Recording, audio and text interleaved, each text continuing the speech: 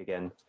Good morning, everyone. It's Sunday morning and it's 9 o'clock in London, which Lizzie and I realised as we were chatting before we came on the call might be a surprising time for any of you who are outside of the UK, because we moved off daylight savings time today. So I suppose you might either have been waiting for us or we might be catching you super early. I can't figure out which way round it is, but it's 9 o'clock in London, so we're here again, and really glad to be doing this for our 5th week,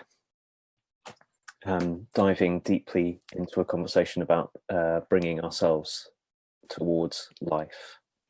And you may have seen that Lizzie and I have been swapping week by week the choice of sources which are the seed for our conversation, and this week it was my choice, which means, Lizzie, you're going to read it. I think we've agreed, which is Mary Oliver's Wild Geese. So there's so many reasons for bringing this wonderful poem by this amazing poet who has so much to say to us, particularly I think in these times. But maybe I think, Lizzie, how should we do this?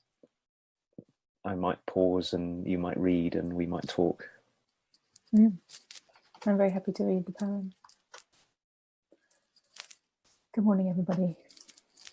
So this is Wild Geese by Mary Oliver, our source for today. You do not have to be good. You do not have to walk on your knees for 100 miles through the desert repenting. You only have to let the soft animal of your body love what it loves.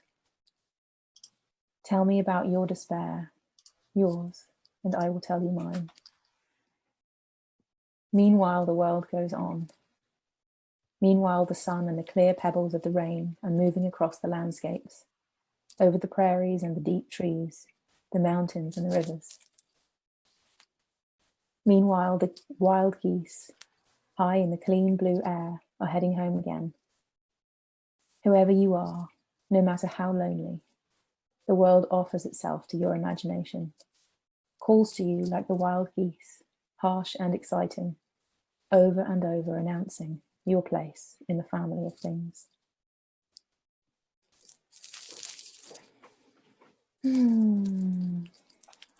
Thank you, Lizzie. It's wonderful hearing you read, and it's wonderful hearing you read that. And I thought I might start by saying something right away. So I actually first heard this poem, came across this poem on a coaching program, and it was the program that was my entry point into this work that we now do together. And on the second morning of the program, we had the opportunity to read this to one another. And oh dear, my little lamp is falling over here. I'm going to rescue it. Okay. And I think I stopped after the first 5 words, which hit me so powerfully. It had never even occurred to me until that point that I didn't have to be good. That I could be good, and there were many choices available to me. But it had been totally invisible up until that point, and I think it still is invisible very often for me now, how often I'm living in a way that's primarily trying to be good in the eyes of others rather than doing what's really called for. It was such a arresting thing to see, that we can live this way and not even know that that's how we're living.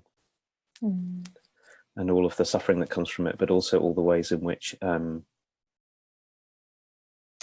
I had, and often still do, hold back from, for example, speaking up, saying something that was really important, that really needed to be said, that was true, because what I was primarily doing was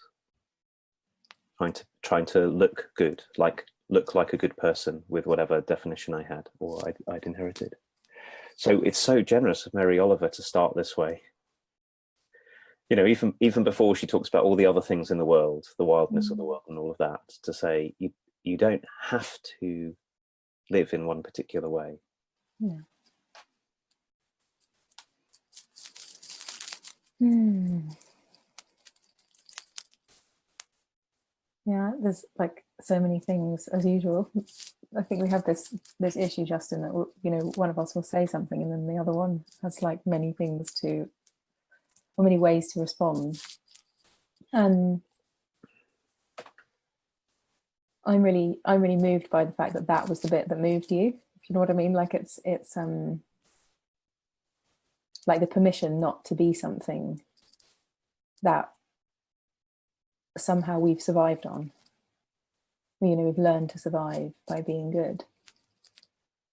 And you know, your invitation was around the inner critic when you posted the poem, and this is a really lovely big invitation into what that is, the inner critic, the thing that keeps us safe, the set of rules and ways to live that, according to the people who brought us into the world and took care of us, would keep us okay within the lines of okayness. And then at some point, we get to see that those rules, although they had us survive, they might not be the ones that have us thrive and live the life that's our life to live. And being good is just so central to the way that most of us are encouraged to behave, you know, as little ones. You know, when we kind of off somewhere and our parents say goodbye, be good, or good girl, or good boy. And this goodness thing leaves us many times devoid of all of the other things other than good, as you're saying. Like if I'm good, then I'll get the approving eyes of those around me. If I'm good, I might succeed. If I'm good, I might get what I need. And I'm just really struck by the opening that this provides of, well, okay, so if I don't have to be that, what could I be? In any moment, what might I be? Might I be a truth teller, as you say, or might I be wild? Or might I express how angry I feel? Might I express how rageful I am? And what does that give me access to? For there to be a fuller spectrum than just my goodness. And of course, goodness is our being. It's already here, always, our goodness. And our goodness doesn't disappear because we're angry. Our goodness doesn't disappear because we're having a tantrum. Our goodness doesn't disappear because we're feeling like a victim. So I'm also really loving this notion of good and goodness, and seeing that we're trying to be something that we already are, that is just inherent in our essence, is our goodness. I love this that you're saying, Lizzie, you're pointing into the distinction between clinging on to something really tightly with a huge amount of effort to bring it about, which sometimes squashes and squeezes the very thing that we're wanting to bring. Like, how often is our inherent goodness, our inherent capacity to take care or to be wise or to speak truth or to create or to be wild or to love, or all of these things, how often that gets strangled by our trying to be good in a very particular way, to look good to ourselves, or to, like you're saying, to fall in line with our own harsh inner criticism. Yeah. And Mary Oliver gives us such wonderful permission about this when she says, you don't have to be good, you don't have to, I've lost the poem now. You don't have to walk on your knees You for don't have to walk 100 on your miles. knees. Yeah, that's right. Repenting. You only have to let the soft animal of your body love what it loves. And so and this seems true to me, is that when we can soften and settle enough, but also when we have some facility with saying no to the harsh, partial, black and white judgments of our own self-criticism, we have much more possibility of loving what we love. And I feel very confident that so much of what us human beings genuinely love, as opposed to feel like we ought to have, or feel like will elevate us above others, or any of those kind of things, is exactly what's called for. Exactly what's called for in the world. And I was sort of smiling as you were talking. I was remembering in my first job in my early 20s, I worked in a software company. We were in Soho in central London. I remember walking to a meeting with a colleague who was maybe a couple of years older than me, across London to meet some other people. And on the way back from this meeting, I think it was probably my first proper meeting with a potential client, she said to me, "You're so polite," she said, which I thought was a compliment. But then I realized about 30 seconds afterwards was not a compliment. What she meant was, you are so held back. There's so much that you have to bring that's kind of being held behind this facade of, or veneer of, I'm a reasonable person, I'm a good person, I'm a, all of those kind of things. And it took me maybe another 10 years to find out that the force that was keeping me that way was primarily an internalized one.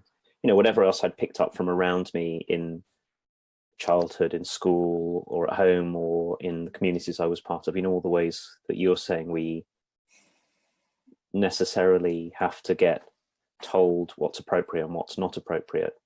But I think I didn't realize until my early 30s that, like all of us, there was this part of me that was absolutely dedicated to keeping me within these tiny boundaries, which meant that there were all kinds of things that couldn't happen, things I couldn't say, things I couldn't do, things I wasn't allowed to feel, truth I couldn't tell, all of that. Which is why I'm so grateful that she includes in the poem this amazing line halfway through, "Tell me about despair."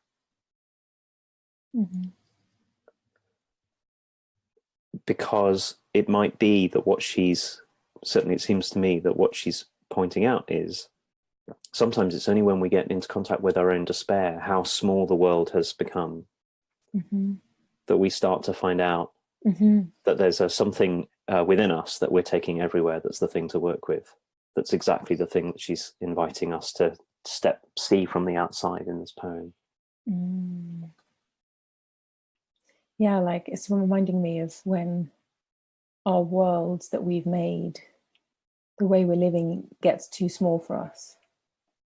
Like the constraints that we're experiencing, like you being polite, like being polite and all the constraints of politeness, which of course politeness is lovely in many ways, but politeness when you're trying to win a pitch maybe, or politeness when you're trying to do something that's challenging, might be just wholly not the thing to do. It's not the thing that would bring about the thing you wanted to have happen in the world. And so this despair feels like it's related to when the way we're living, the way we've interpreted ourselves, the understanding we have is too small for the path that is laid out, and yet it's so hard to step in and step on if we can't get hold of this this clarity around our inner critic, where if we know what it's doing, if we know what our messages are of how to survive, and we can see that there's life beyond them, that's like a pinch point. That's pretty much despairing, isn't it? Like, I don't even know how to live beyond this. I don't know how to not be polite. I don't know how to be anything other than this way that I've learned and relearned again and again and again and ingrained. I don't know how to go beyond it and what lies beyond it. So this despair part, and it's seeming quite clear to me in this moment that despair is necessary. It's part of encountering and then living beyond the constraints that in this way we're calling the inner critic, or being good or polite or successful, or whatever any of those meanings are that we've made of what it is to be a decent human in the world.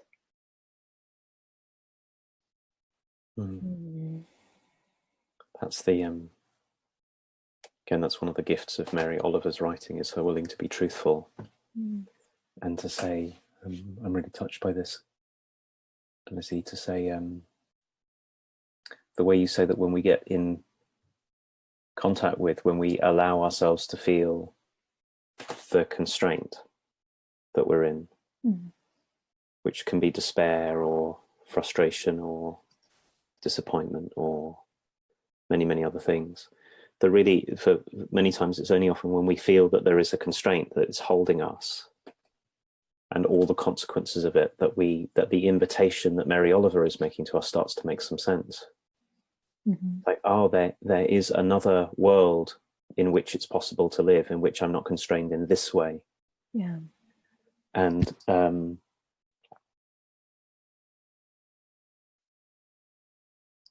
it's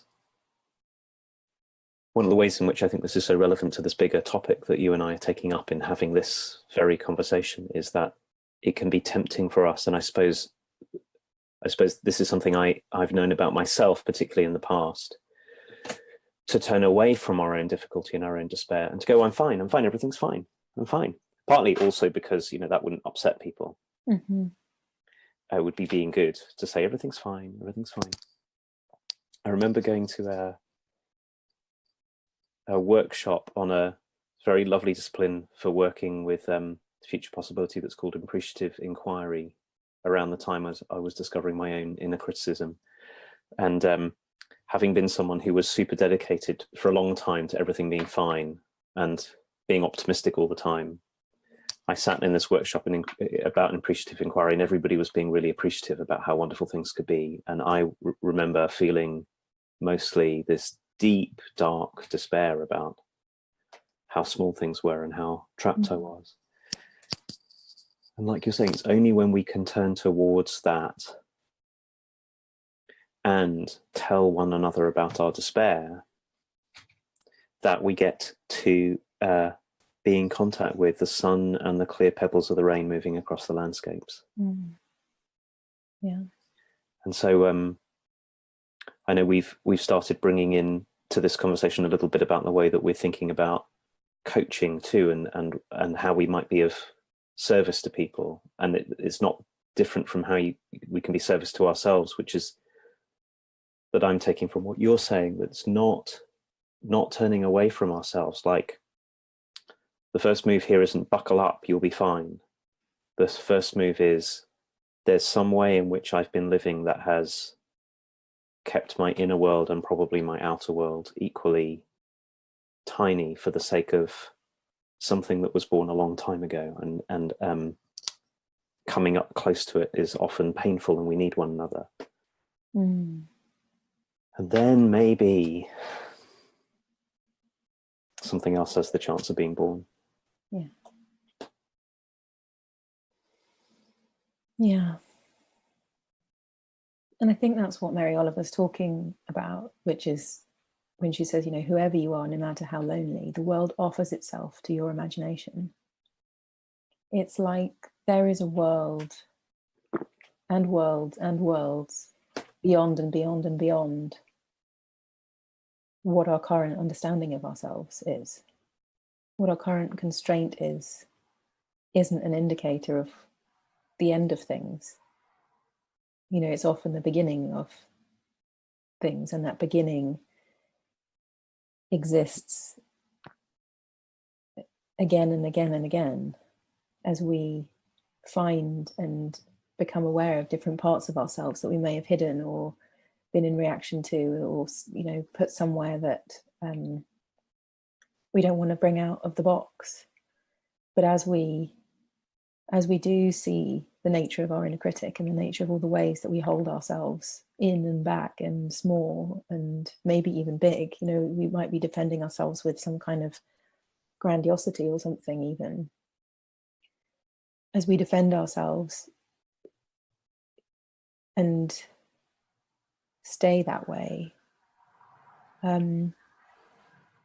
what she's saying is that no matter how much you do that, there is a world that's livable, intoable, I don't know how to say that we can live into, that exists there waiting for us. And that those paths of inquiry and discovery and uncovering and learning, they are offering themselves to us. And I think also through each other, learning with one another in community, in relationship, which is in a way, as you're saying, Justin, what the offering of our work is, our coaching is, and the things that we offer in the world. There's a way that we bring to awareness what might be happening in our worlds that prevent us from stepping through into other worlds. And I love that she says that the world offers itself to your imagine and calls to you like wild geese. Like there's something in us where we know there's something beyond the small thing that we're experiencing right now, even in the depths of loneliness and despair and rage. There's an inkling of what might be possible on the other side of it as well, which is how this poem brings that to me, is that there's a calling from somewhere else other than my smallness that supports me in questioning my smallness rather than believing it and staying there. So it's such a lovely way of talking, Lizzie, that there's so much in what you're saying, but in this last part about calling, I'm taken by the part of in what you're saying that's very different to the way that we often understand ourselves. We've been, I think many of us, taught that how we are in the world is only a sort of a function of our own inner drive.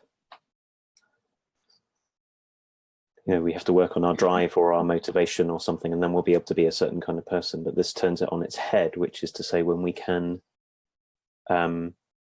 get onto the ways in which we've primarily been holding ourselves back from the world can call us out into the world. That what it is to be a human being in no small part is also to be drawn out into the world, which is why we're different when we go, I certainly know with the harshness of my own inner critic that, like all of us, have been working with and creating space around and defending against and sometimes holding close and all these kind of things that we can do, that when I'm with people who I love and who I know love me, it softens. Or when I'm in the woods, there's a pond up in the woods a mile or two from my house, right in the midst of the woods, filled with ducks, where I often go and sit, and I know that my self-criticism softens and vanishes there.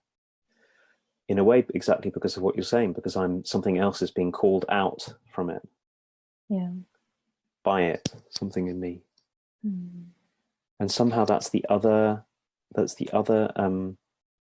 invitation that Mary Oliver is making to us, which I'm grateful for, is that yes, part of working with our own inner criticism is the work that we have to do, like saying no to it or calling it into question.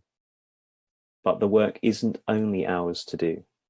It happens with others. It happens in the world. Yeah. And she's sort of undoing this very isolationist individualism that so many of us grow up with, which is all down to us. Yeah. Turns out that that's not true. Yeah. Absolutely. And I really want to just mention this week, Justin, because having been on a week in this amazing place in Portugal, the best thing about the whole thing for me was that there was this really wonderful yoga teacher there called Amy. She's called Amy Fitta, Fitta. And if you happen to live in Leicester, that's where she teaches and practices normally. And she did exactly this thing for us, which is, you know, like what it's like in a yoga class where everybody's looking around about how to be good. Everybody's looking around. It's like, well, how do I do this? I don't know what I'm doing. If I just do what she's doing or what the teacher's doing, I'm going to be doing good. And Amy invited us into this whole different way of practicing, which was to, of course, listen to what she was saying and be in it with her, but also to listen to our own bodies and to listen to what our own, maybe not goodness, wanted for us. And it really kind of, well, firstly, it just really reignited my love of yoga and what the possibilities are in it of living beyond what you think is possible in your mind and body. But also wholly in a kind of very loving, kind and compassionate and very related way. You know, how can we each simultaneously take responsibility for ourselves and really be in the inquiry ourselves, but not outside of the support of other humans? So it's like two tracks happening at the same time, which is, you know, me noticing what it feels like to be me, what my stuff is when I'm triggered, you know, what's happening, and really inquiring and being aware, and also not thinking that I have to do that on my own, but that I can bring that into relationship and I can bring that into community and I can be with teachers and really benefit from other people's wisdom and people who've gone before me and walked beside me. And that's how this, it's, as you're speaking, is appealing to me now. It's like that the relief I experience whenever, and it doesn't seem to go away, the relief of like, I don't have to do this alone. However much I'm not alone, there's always a way I am, you know, that this kind of independence thing.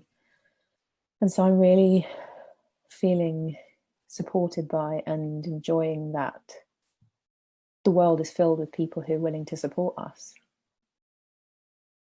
You know, and I just, and I love that this is where this poem leads us, by the way. Like, I'm really enjoying how much talking about this poem brings the poem alive. They're so beautiful. It's really something what you're saying, Lizzie, about as you talk about your experience in this class. The two parts that are striking me most fully are that when we're trying to be good or strong or big or convincing or intelligent or loving or, you know, any of those things that we can try to be with such when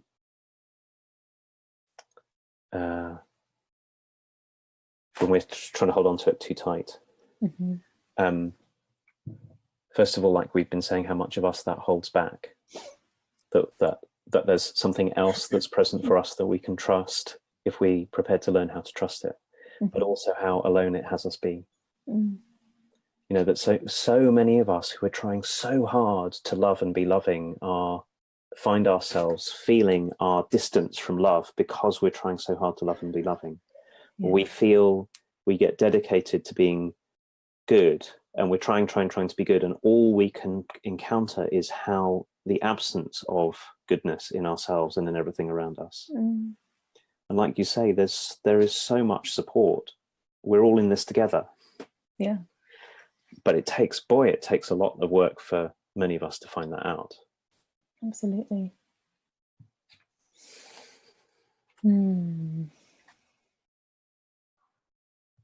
So as usual, this has me feeling like really reconnected after, you know, trying to sort boxes out this morning, because, you know, we've just moved back into our house and trying to figure out how to work the juicer because needed to make a juice, and, you know, fannying about getting ready to go on a family trip because my granddad's, we think he's going to be leaving us very, very soon. And my husband's mum's had a difficult time. You know, when life has all of this happening in it, and then I sit here with you and we talk about something that has a kind of feeling of meta in it, as in it feels bigger and more supportive of my circumstance than just me scurrying around in my circumstance. It just feels like such a gift. So I'm so grateful that you brought this particular poem, that we went where we went. It's just beautiful. Yeah, me too. Well, I'm grateful for this conversation, Lizzie, and I'm also grateful for the people, everyone who's been joining us and alongside us in this conversation and is writing comments and getting involved in this very lively conversation we're having. So it's half an hour, so we need to finish. And thank you, Lizzie. Thank you, everyone. Yeah, thank you, everybody. I'm so I love seeing all the comments. I love that everyone has something to say, who has something to say. And I also know that lots of people watch and they don't say anything, and that's also really okay. And we're just really grateful to be doing this. And it feels so lovely, because even if there was nobody here, this would just be delightful for me, Justin. So it'd be worth it for its own sake. Yeah, absolutely. It's so lovely. Great. Well, so Lizzie and I are teaching together this week. We have a 5-day course that we're teaching, part of our year-long professional coaching course. And I'm bringing it up now, Lizzie, partly because we'll have to make an announcement about what time we're going to do this next Sunday. Yeah. It may be at slightly different time to usual, but we'll find a way. Cool. And look forward to seeing you then. Bye, everybody. Bye.